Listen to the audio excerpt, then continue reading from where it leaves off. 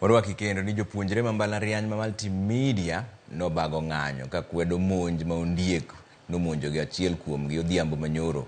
Monj manotimore kar dak ma Ole Kasasi kendo noweyo japuonjre no gi hinyruok marach. Jopuonjre go ma ong'ere kaka Kevin Mwenda matiegore e weche mag midusa e hike mar 2 noterie kar thieth ma Kenyatta Referral kama nodhi mbele gi yudo thieth kanyakla gi jadak mar luorano miluongo ni Steven Romo ma bende noyudo hinyruok bang' kane temo rese seche mano monj gi ondiekno. Jopuonjre go koro omiyo migawo marango weche mag lee mag bunge Kenya Wildlife Service kata KWS seche 24 kende mar neno ni jopuonjre no oyudo thieth makare kendo neno ni otimne chudo mowinjore kaluwore gi monj makamano.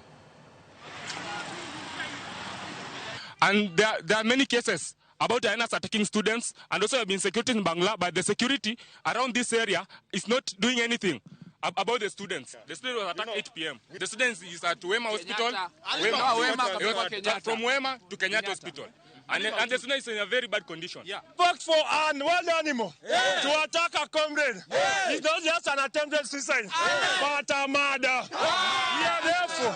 We are therefore giving KWS 24 hours, 24 hours, a maximum period of 24 hours to ensure that the person that was attacked be treated, be given special treatment and compensation.